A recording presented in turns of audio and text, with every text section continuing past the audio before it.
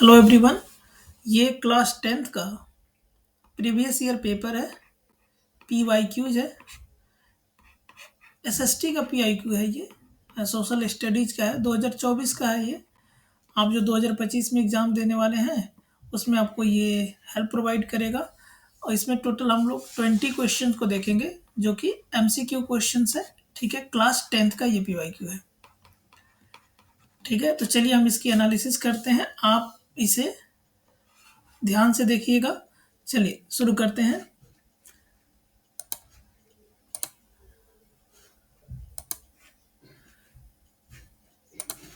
ये हम लोग का फर्स्ट क्वेश्चन है। यहाँ देखिए,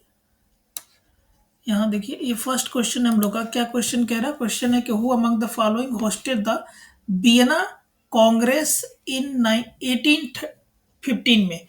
1815 में वियना कांग्रेस को किसने होस्ट किया था? यहाँ कुछ नाम दिया है जैसे chancellor Duke Metternich, Ernst Renan, William first और ओटोबन बिस्मार्क। ठीक है, इसमें जो हमारा करेक्ट आंसर है वो ऑप्शन नंबर ए है, चांसलर ड्यूक मैटरनिक। ये कहाँ का रहने वाला था? तो ये बेसिकली एक आपको ये प्रिंस था। कहाँ का? ऑस्ट्रिया का। ठीक है, आपको पता है 1815 में क्या हुआ? Battle of Waterloo. Battle of Waterloo battle of Waterloo में आपको पता होगा कि नेपोलियन डिफीट हुआ था। नेपोलियन जो फ्रांस से रिलेटेड था, ये जो है कि डिफीट हुआ था। इसके इसके डिफीट होने के बाद से बेसिकली ये मीटिंग की गई थी, वियना कन्वेंशन। इसमें आपको यूरोपियन यूरोपियन बहुत सारी कंट्री जो है कि ये आपस में मिलकर एक मीटिंग की थी। पीस एस्टेब्लिश करने की बातें थी, क्योंकि नेपोलियन के मर जाने के, नेपोलियन के डिफीट होने के बाद, मरा नहीं था नेपोलियन, डिफीट हुआ था, वो भागा था वहां से। ठीक है, तो ये एक मीटिंग रखी गई थी। बाद में आपको पता चलता है जैसे कि आज वर्ल्ड लेवल पे एक पीस ऑर्गेनाइजेशन है जिसे आप यूनाइटेड नेशन कहते हैं, जो 1945 में बना था, सेकेंड वर्ल्ड वार के बाद से। ठीक है, और एक और आपको पता है कि लीग ऑफ नेशन जो बना था 1919 में बना था। आपको देखिए, डिटेल आपको क्रोनोलॉजी समझना हो तो ऐसे देख सकते हैं। जैसे फर्स्ट वर्ल्ड वार आपको 1914 से लेके 1918 के बीच आपको देखने को मिलता है। इसके बाद से पीस एस्टेब्लिश करने के लिए लीग ऑफ नेशन बनाया गया। लीग ऑफ नेशन बनाया गया जो 1919 में बना। ठीक है, सेकेंड वर्ल्ड वॉर जब समाप्त हुआ है तो है यूनाइटेड नेशन एक बॉडी बनाई गई, यूनाइटेड नेशन ऑर्गेनाइजेशन एक बॉडी बनी है जो कि 1945 में अपना काम शुरू की है। सेकेंड वर्ल्ड वॉर का अगर आपको डेट जानना है तो ये 1939 से लेके 1945 के बीच हुआ था। ठीक है, लेकिन इससे भी पहले, ये फर्स्ट वर्ल्ड वॉर से भी पहले, जब एक बैटल ऑफ वाटरलू हुआ था, वो भी बड़े लेवल पे हुआ था ये बैटल। ठीक है, वाटरलू जो एक तरफ फ्रांस था जिसे नेपोलियन लीड कर रहा था, और दूसरी तरफ रशिया, यूके, ऑस्ट्रिया वगैरह कंट्री हुआ करते थे। ठीक है, तो इसके बीच जब वॉर हुआ और उसमें जब नेपोलियन की हार हुई, उसके बाद से आपको ये वियना कन्वेंशन देखने को मिलता है 1815 में। तो इससे आपको याद रखना है कि 1815 में बैटल ऑफ वाटरलू हुई थी जिसमें नेपोलियन की हार हुई थी। चलिए नेक्स्ट क्वेश्चन की बात करते हैं। क्वेश्चन नंबर सेकंड देखिए, बेसिकली ये है। क्वेश्चन नंबर सेकंड बेसिकली ये कह रहा कि which of the following religion, religion की बात कर रहा है, from eastern India, eastern India से spread in several direction through the intersecting point on the silk route. अब सिल्क रूट के बारे में आपको आइडिया होगा कि अगर आप भारत का मैप देखें तो भारत के मैप के, ये थोड़ा एक रफली हम मैप बना रहे हैं। ठीक है, भारत के आप अगर मैप देखें तो ये कुछ ऐसा है। ठीक है, इसके ऊपर आपको ये पता है कि ये पूरा चाइना है। ठीक है, यहाँ पर बेसिकली पहले तिब्बत हुआ करता था, चाइना ने इसे अनेक्स कर लिया।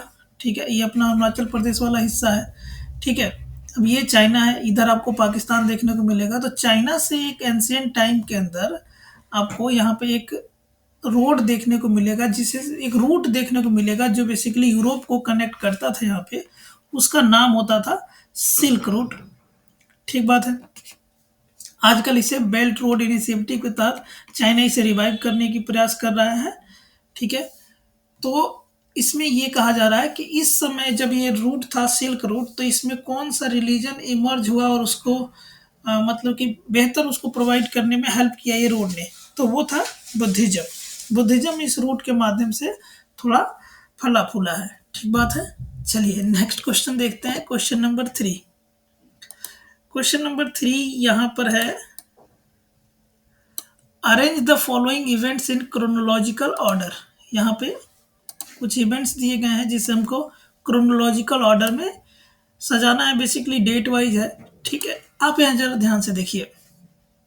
अगर आप यहाँ देखें तो बेसिकली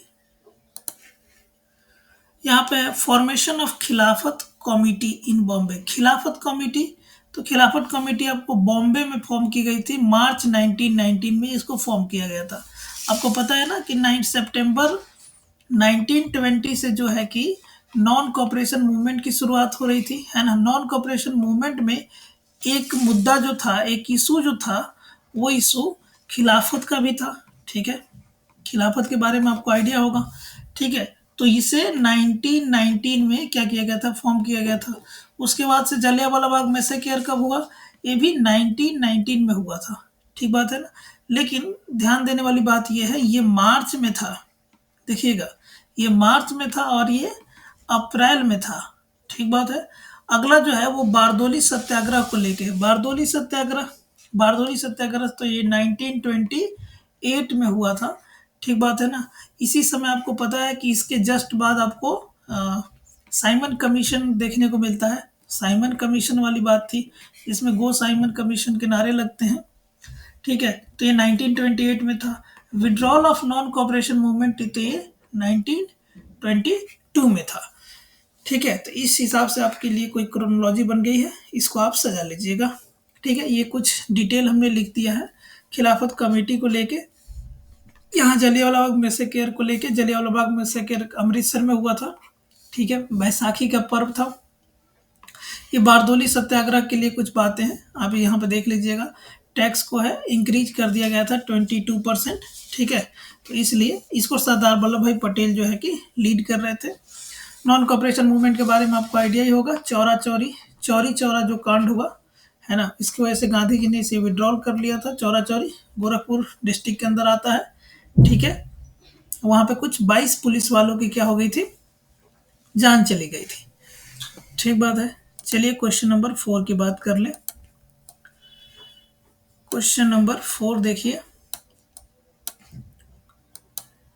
क्वेश्चन नंबर 4 बेसिकली कह रहे हैं यहाँ पे हमें करेक्ट ऑप्शन को क्या करना है, फिल करना है। ये कुछ ऑप्शन है जैसे पंडिता रमाबाई, है ना, राज सुंदरी देवी, ताराबाई शिंदे और एक कैलाश वशिनी देवी। ठीक है, in the beginning of 19th century dash a girl married in a very orthodox household wrote an autobiography called Amar Jiban. ठीक बात है ना। तो ये किसने लिखा था, अमार जिब्बन। अब देखिए, ये पिछले भी कई सारे वीडियो जो हमने अपलोड किया है, बेसिकली 4 वीडियो हमने अपलोड किया है किसके लिए, एसएसटी के लिए। उसमें हमने ये कई बार चर्चा हुआ, अमार जीवन जो है कि बेसिकली आपको राज सुंदरी देवी ने लिखा था। ठीक है, तो ये एक बंगाल थी, बंगाल से बिलोंग करती थी। ठीक है, तो राज सुंदरी देवी अमार जीवन से रिलेटेड है। ठीक है, उसके अलावा अगर पंडिता रमाबाई के बारे में अगर आपको कुछ जानना हो तो उन्होंने the high cast Hindu women के बारे में लिखा, एक बुक लिखा है। उन्होंने स्त्री धर्म नीति लिखी है, अमेरिकन इनकाउंटर लिखा है। उसके अलावा ताराबाई शिंदे के बारे में अगर आप देखें तो उन्होंने स्त्री पुरुष तुलना लिखी है। उन्होंने कैलाश वशनी देवी के बारे में देखें तो इन्होंने डायरी ऑफ हाउसवाइफ लिखा है। तो ये सब आपको नेक्स्ट एग्जाम में, आप जो बोर्ड का पेपर देने वाले हैं ना, इसमें आपको ये हेल्प प्रोवाइड करेगा, इसलिए हमने इसको मेंशन कर रखा है कि कहीं इससे रिलेटेड क्वेश्चन पूछा जाए तो आप उसे डील कर पाए। चलिए क्वेश्चन नंबर 5 देखिए।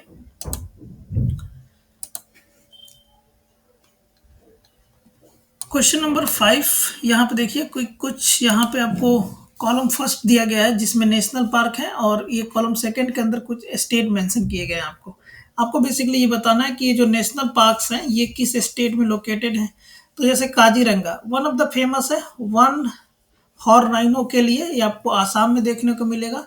जिम कॉर्बेट भारत का पहला नेशनल पार्क है, आपको ये उत्तराखंड में देखने को मिलेगा। सुंदरबन की बात की जाए वेस्ट बंगाल में देखने को मिलेगा। अब बांधवगढ़ की बात करें तो मध्य प्रदेश में देखने को मिलेगा। तो ये कुछ आपके नेशनल पार्क हैं और उनके ये स्टेट हैं। हम आपको कुछ और भी नेशनल पार्क दिखाते हैं, चलिए, जिससे आपको बेसिकली आइडिया लगेगा कि अगर नेक्स्ट आपसे 2025 के अंदर अगर आपसे कुछ क्वेश्चन पूछ लिया जाए बोर्ड में, तो आपको आइडिया होना चाहिए कि कौन से पार्क्स अभी हैं इंडिया में और वो कहाँ लोकेटेड हैं। जैसे आप यहाँ देखिए, इस मैप के अलोंग आप देख पा रहे होंगे कि इसमें ग्रेट हिमालय, ठीक है ना, ग्रेट हिमालय ये आपको हिमाचल प्रदेश के अंदर देखने को मिलेगा। इसके अलावा ये कार्बेट आपको उत्तराखंड में देखने को मिलेगा। बांधवगढ़ आपको ये मध्य प्रदेश में, है ना। ये कंचनजंगा आपको सिक्किम में देखने को, काजीरंगा आपको असम में देखने को, नामदफा आपको ये नागालैंड में देखने को मिलेगा, ठीक है। वैसे ही बहुत सारे हैं, जैसे आप यहाँ पे देख सकते हैं, जैसे ये साइलेंट वैली आपको केरल में देखने को मिलेगा ये, ठीक है। तो इस तरह से आपको ये कुछ नेशनल पार्क देख लेने हैं, जिससे आपको नेक्स्ट एग्जाम में हेल्प प्रोवाइड होगी। चलिए हम लोग फिर अपने क्वेश्चन पे चलते हैं।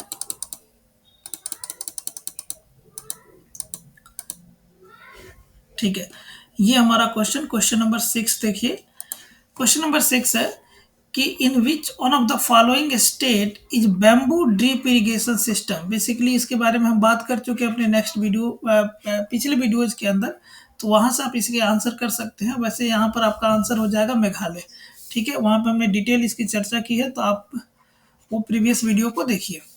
3 वीडियो हमने अपलोड कर रखा है अब तक, ठीक है। चलिए,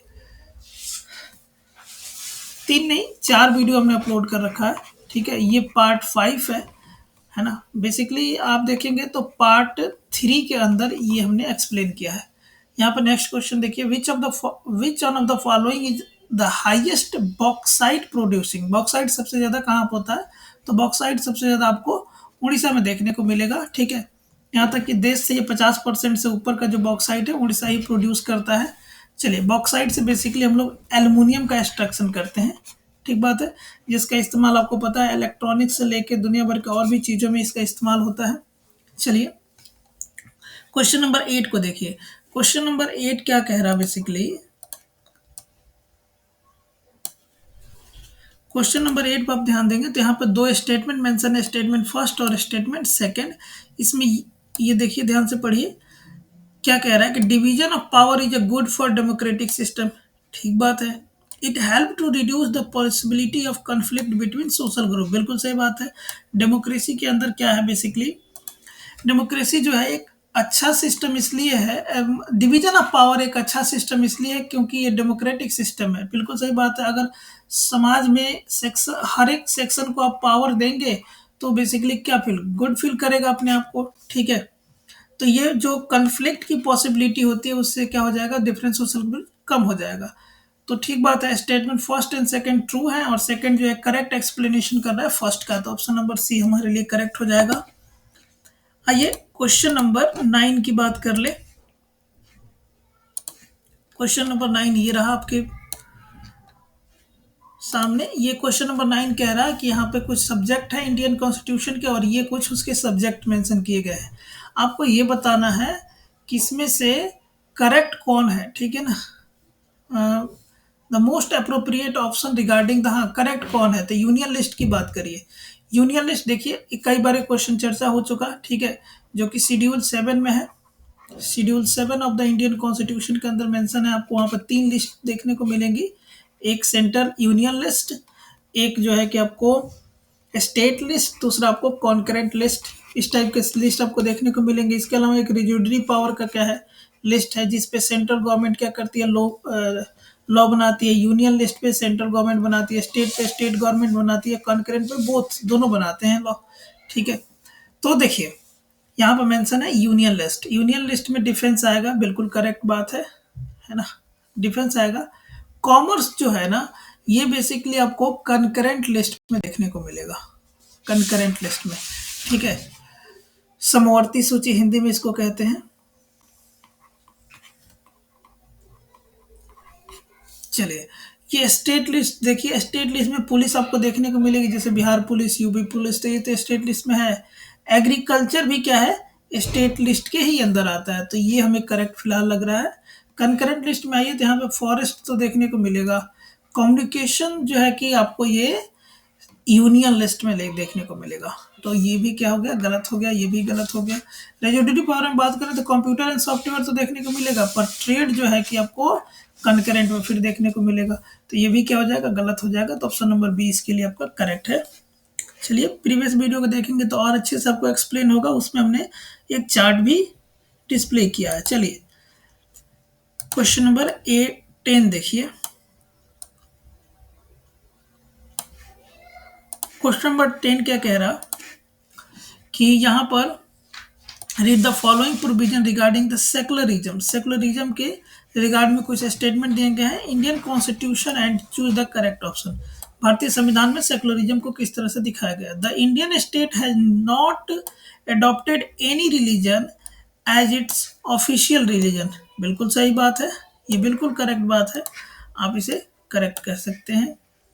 यहाँ आगे देखिए, आगे क्या कह रहा है कि the Indian constitution gives freedom to all the citizen to practice and propagate any religion. बिल्कुल सही बात है, भारतीय संविधान अपने सारे सिटीजन को कहता है कि आपको जो रिलीजन वगैरह अपना जो करना है आपको उसके लिए फ्रीडम है, आपको जिस प्रकार की प्रैक्टिस वगैरह करने हैं वो सब फ्रीडम है आपको, ठीक बात है, रिलीजन को लेके। यहाँ तीसरा स्टेटमेंट देखिए तो ये भी करेक्ट हो गया। तीसरा देखिए, the constitution declare any kind of discrimination done on the basis of religion to be legal. ये देखिए वर्ड ध्यान से पढ़िए, लीगल नहीं है भाई, इलीगल है, ठीक है, डिस्क्रिमिनेशन नहीं कर सकते इस टाइप की चीजें, तो तीसरा गलत हो गया।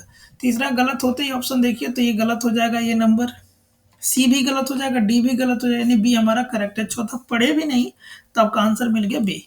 चलिए नेक्स्ट क्वेश्चन देख ले, क्वेश्चन नंबर 11।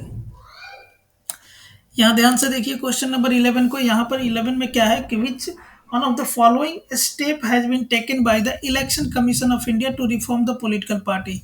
जो इलेक्शन कमीशन ऑफ इंडिया है उसने किस प्रकार के स्टेप लिए हैं पॉलिटिकल पार्टीज को रिफॉर्म होने के लिए। तो यहाँ पर बेसिकली आप जब ऑप्शन देखेंगे तो यहाँ पर यह है कि it has been made mandatory for all parties to conduct organisational election and file income tax return, ठीक है, तो ये स्टेप है, डी आप इसे करेक्ट कर सकते हैं। चलिए,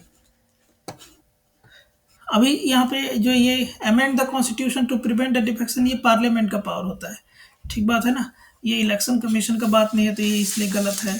इस तरह से आप देख सकते हैं। क्वेश्चन नंबर 12 की बात करें तो क्वेश्चन नंबर 12 ये रहा, देखिए ध्यान से। क्वेश्चन नंबर 12 क्या बातें कर रहा है कि यहाँ दो स्टेटमेंट है, एसर्शन है, रीजन है, आपको पता है, नीचे पढ़ लेंगे हम लोग। Multi party system has be adopted in India, ठीक बात है, भारत में मल्टी पार्टी सिस्टम है। यहाँ पर तो 6 नेशनल पार्टी जब भी आपको देखने को मिलेगी, 53 या 54 ऐसे कुछ लगभग ऑलमोस्ट आपको स्टेट पार्टियां देखने को मिलेगी। उसके बाद से बहुत सारे 2000 से ऊपर इंडिया में क्या है, प्रेशर ग्रुप है, तो भारत एक आपको मल्टी पार्टी सिस्टम देखने को मिलेगा। It is capable for accommodating all the social and geographical differences in India. बिल्कुल सही बात है, भारत में इस प्रकार के मल्टी पार्टी सिस्टम और इतना सारा प्रेशर ग्रुप किस लिए दिख रहा है, क्योंकि भारत में डाइवर्सिटी क्या है, डाइवर्सिटी बहुत ह्यूज है, ठीक है ना। तो इसमें क्या है कि इतने सारे पॉलिटिकल पार्टी इनको एकोमोडेट कर सके, डिफरेंट सोशल ग्रुप्स को क्या कर सके, एकोमोडेट प्रोवाइड कर सके, इसलिए इतने सारे हमारे पास पार्टियां हैं, और इसलिए भारत में क्या है, मल्टी पार्टी सिस्टम है। बिल्कुल दोनों सही है, और ये करेक्ट एक्सप्लेनेशन कर रहा है, तो ये हमारा करेक्ट होगा। क्वेश्चन नंबर 13 की बात कर लीजिए, देखिए यहाँ पे क्या बातें कर रहा है ये कह रहा बेसिकली कि which one of the following is schedule language as per constitution of India. Schedule language कौन है, कॉन्स्टिट्यूट मतलब कहने का मतलब है कि आपको पता होगा कि जो हमारे कॉन्स्टिट्यूशन के अंदर, हमने कई बार चर्चा कर दी आपको, कॉन्स्टिट्यूशन के अंदर जो हमारा शेड्यूल 8 है ना, वो जो है कि लैंग्वेज से रिलेटेड है, ऑफिशियल लैंग्वेज से रिलेटेड है, ठीक बात है ना। उसमें कुल टोटल 22 भाषा आपको मेंशन किया गया है। पिछले वीडियोज को आप अगर देखेंगे तो उसमें हमने इसको 22 भाषा को भी एक्सप्लेन किया है, ठीक है। आइए, तो उन 22 भाषाओं में कौन भाषा यहाँ पर है, ठीक है।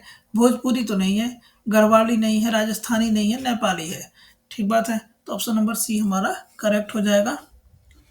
ठीक है, आपको पता होगा इंडियन कॉन्स्टिट्यूशन के अंदर टोटल 12 शेड्यूल है। ये कई बार हमने बता दिया आपको बातें। 12 शेड्यूल को याद करने के टेक्निक भी है। Tears of tears of old PM. ठीक है, इसको हमने एक्सप्लेन किया है, जिसमें ये टेरिटरी मॉन्यूमेंट्स है ना, ये अफर्मेशंस है, ये राज्यसभा, ये आपको शेड्यूल एरिया से रिलेटेड होगा, ये अदर शेड्यूल एरिया फेडरल है, ठीक है ना, जो अभी चर्चा में हमने लिया था शेड्यूल 7 है, ये आपका ऑफिशियल लैंग्वेज है। इस तरह से है। पिछले वीडियोज को देखेंगे तो हमने अच्छे से एक्सप्लेन किया इसे। चलिए क्वेश्चन नंबर 14 देख लेते हैं। क्वेश्चन नंबर 14 ध्यान से देखिए। यहाँ पे क्या है, बेसिकली दो स्टेटमेंट्स हैं। स्टेटमेंट फर्स्ट क्या कह रहा है कि women's are now actively contributing to various professions including roles as a doctor, engineers, lawyers, manager and university teacher. ठीक बात है। Political expression of gender division and political mobilisation help to improve women roles in the public life. बिल्कुल सही बात है। तो correct explanation है, option number C हमारा इसके लिए करेक्ट हो जाएगा। चलिए नेक्स्ट क्वेश्चन की बात कर लें। Question number 15। 15 नंबर क्वेश्चन देखिए। 15 नंबर क्वेश्चन यदि आप ध्यान से पढ़ें तो क्या कह रहा, यहाँ देखिए, हिंदी में पढ़ते हैं इसे। देखिए 15 में लिखा है कि एक छोटे से गांव में एक किसान गांव के साहूकार से उच्च मासिक ब्याज दर पर ऋण लेता है। ठीक बात है ना, मतलब एक फार्मर जो है वो किसी, है ना, सेठ से, या आप कह सकते हैं मतलब, है ना, गांव के जो वो बड़े लोग होते हैं जिनके पास पैसे वैसे होते हैं, उनसे क्या कर रहा है, वो उधार ले रहा है। उसको मंथली जो है कि ब्याज व्याज देगा, ठीक है, लेकिन वह उसे वापस चुकाने में सक्षम नहीं होता। जाहिर सी बात है, थोड़ा जो है कि टैक्स का रेट क्या होगा, हाई होगा जनरली, इसलिए उसे चुका नहीं पाएगा। ठीक बात है। अगली बार वो बैंक से, अब अगली बार उसे कहाँ से वो ब्याज लेता है, बैंक से लेता है। बैंक से वो कम ब्याज दर पे जो है कि ऋण लेता है, बैंक से लोन लेता है। अगली बार उसने बैंक से लोन लिया, तो बैंक से लोन जब लेगा तो कंपेरेटिवली क्या होगा, ब्याज दर क्या होगा, लेस होगा। वह धीरे धीरे कमाकर साहूकार और बैंक दोनों के ऋण को चुका देता है। इस व्यवस्था में इस तरह वो क्या किया कि धीरे धीरे पैसे कमाए और बैंक का भी चुका दिया, और किसका चुका दिया, वो जो साहूकार था उसका भी चुका दिया। इस ऋण व्यवस्था में बैंक की भूमिका का सबसे अच्छा वर्णन निम्नलिखित में से कौन सा है। अब इसमें बैंक ने किस प्रकार की भूमिका निभाया। ठीक है, तो बैंक ने किसान को ऋण जाल से बचा लिया, मतलब डेब्ट ट्रैप से क्या कर लिया, बचा लिया, नहीं तो डेब्ट ट्रैप में फंस जाता। ठीक है, तो बैंक का रोल ये है। ठीक है, चलिए, होपफुली आपको समझ आया होगा। क्वेश्चन नंबर 16 की बात कर लेते हैं। 16 देखिए, यहाँ पे एक पिक्चर ये दिखाया गया है। इस पिक्चर में क्या है, इस पिक्चर में कहा जा रहा है कि the work of being done, इसमें किस प्रकार के काम हो रहे हैं। ठीक है, तो प्राइमरी है, टर्सरी है, सेकेंडरी है, या क्वार्टनरी है। तो ये बेसिकली टर्सरी है, क्योंकि टर्सरी को ही क्या बोलते हैं हम लोग, सर्विस सेक्टर। ठीक है, और ये बेसिकली डॉक्टर है जो ये क्या कर रहे हैं, सर्विस प्रोवाइड कर रहे हैं। ठीक बात है ना, कोई दिक्कत नहीं है, होपफुली आपको समझ आया होगा। यहाँ पर एक क्वेश्चन देखिए, विजुअली इम्पेयर्ड कैंडिडेट के लिए क्वेश्चन है, floriculture comes under which one of the following sector of the economy. Floriculture क्या होता है, फ्लोरिकल्चर, तो floriculture is a part of primary sector. इसके अंदर हम लोग बेसिकली नेचुरल रिसोर्सेस, एग्रीकल्चर जैसे फॉरेस्ट्री, फिशिंग आदि करते हैं, इसको हम लोग फ्लोरिकल्चर बोलते हैं। तो ये प्राइमरी सेक्टर से रिलेटेड है। ऑप्शन नंबर ए करेक्ट हो जाएगा इसके लिए। 17 नंबर को देखिए।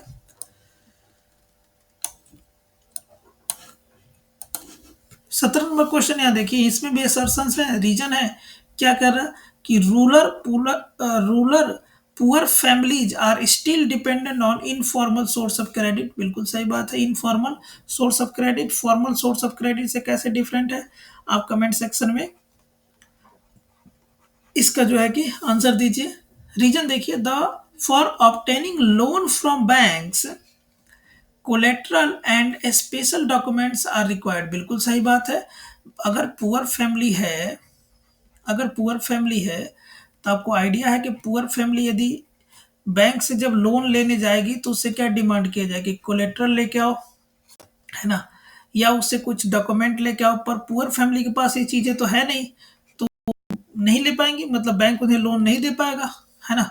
तो वो इसीलिए इनफॉर्मल सोर्स से ही क्या करते हैं, क्रेडिट लेते हैं, मतलब लोन लेते हैं, पैसे उधार लेते हैं। बिल्कुल करेक्ट बात है।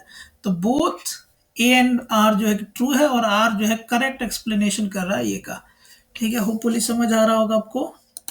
आ जाइए क्वेश्चन नंबर 18 की बात कर लेते हैं।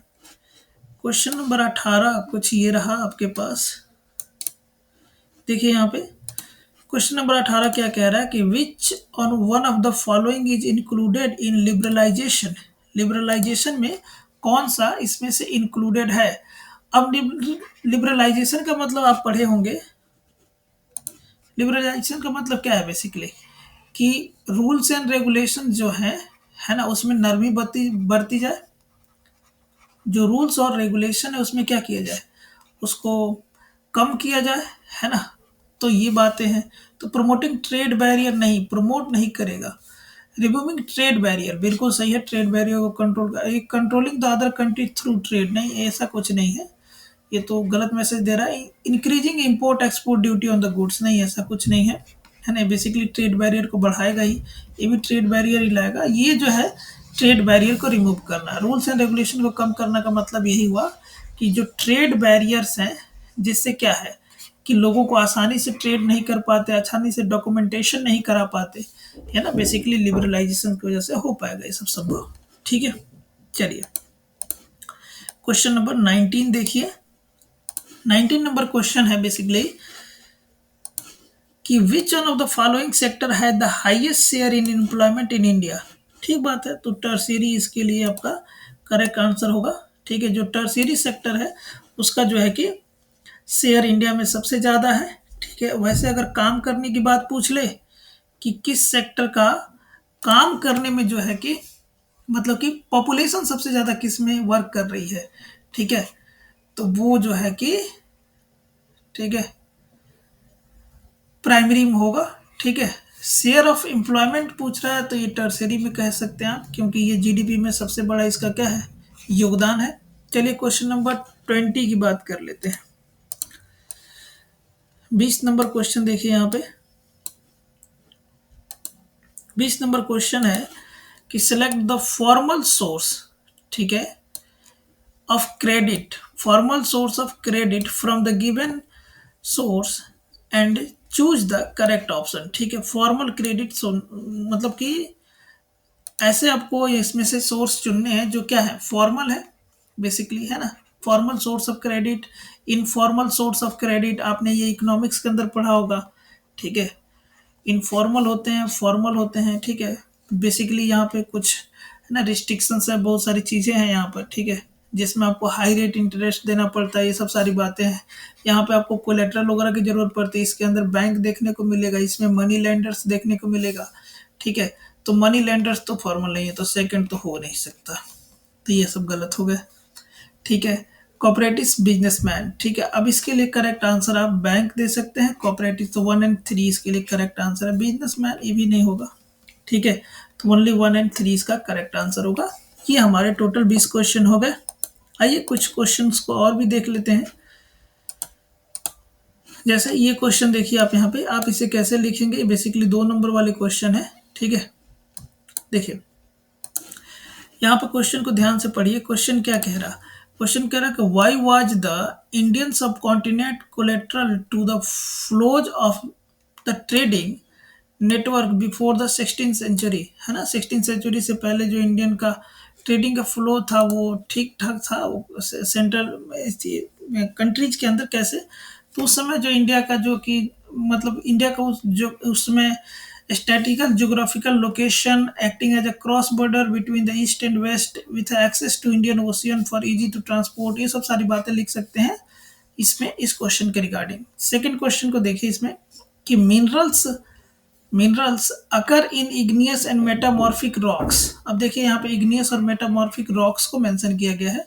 आपको पता होगा कि जो रॉक्स होते हैं बेसिकली वो आपको 3 प्रकार के देखने को मिलेंगे, एक इग्नियस, एक मेटामॉर्फिक और एक जो होते हैं वो सेडिमेंट्री होते हैं। ठीक है, इस प्रकार के आपको 3 प्रकार के रॉक्स देखने को मिलेंगे। तो ये लिख रहा है कि minerals occur in igneous and metamorphic rocks, explain the statement with example. Basically आपको जो मिनरल्स देखने को मिलते हैं जो है ना, उसमें से बहुत सारे ऐसे मिनरल्स होते हैं जो कि आपको मेटामॉर्फिक, इग्नियस या सेडिमेंट्रीज के अंदर देखने को मिलते हैं। जैसे सेडिमेंट्रीज में आपको पेट्रोलियम, है ना, नेचुरल गैस, ये सब सारी चीजें देखने को मिलती हैं। ठीक है, देखिए तो minerals occur in igneous and metamorphic rocks because of heat and pressure. ठीक बात है, the change of composition in the rocks, igneous rocks. अब यहाँ पे इग्नियस रॉक्स के बारे में, जैसे कि इग्नियस रॉक जो होता है मैग्मा, जैसे आपको पता है कि ये अर्थ है ना, और अर्थ के नीचे से ये जो मैग्मा बाहर निकलती है, बाद में ठंडा हो जाती है। ठीक है, जिससे ये रॉक्स का फॉर्मेशन होता है। तो ये सब टाइप की चीजें आप इसमें मेंशन कर सकते हैं। The ocean water contain vast quantity of minerals, explain the statement. जाहिर सी बात है, जो ओशियन होता है, ओशियन के अंदर डिफरेंट प्रकार के आपको फाइटोप्लैंक्टन, जू प्लैंक्टन, ये सब चीजें देखने को मिलते हैं। उसके पास दुनिया भर के और भी आपको मिनरल्स वगैरह देखने को मिलते हैं अर्थ के अंदर। ठीक है, तो जैसे कि मैग्नीशियम, कैल्शियम, ये सब के सारी चीज़ें आपको अर्थ के अंदर देखने को मिलता है। आपको पता है कि अर्थ में आपको अथी में ओशियंस के अंदर आपको सॉल्ट देखने को मिलता है, सॉल्ट कंटेंट देखने को मिलता है। तो ये सब सारी चीज़ें आप इसमें मेंशन कर सकते हैं। ठीक बात है, चलिए, तो ये कुछ क्वेश्चन है जिसे हमने आपके लिए एक्सप्लेन किया। अब ये हमारा जो है कि लास्ट है, ये लास्ट है, इस सेगमेंट का लास्ट है। ठीक है, बेसिकली हम आपके लिए क्या कर रहे थे, तो हम सीबीएसई का जो आपका पेपर होने वाला है जो 2025 में, उसके लिए हम एसएसटी का कुछ प्रीवियस पेपर का एक्सप्लेनेशंस कर रहे थे, सोशल साइंस का, बेसिकली सोशल स्टडीज आप लोग कहते हैं इसे। इसमें टोटल हमने 5 पेपर को एक्सप्लेन किया है। आप इसे देखिए, आपको ये आपके आने वाले एग्जाम में आपको हेल्प प्रोवाइड करेगा। चलिए।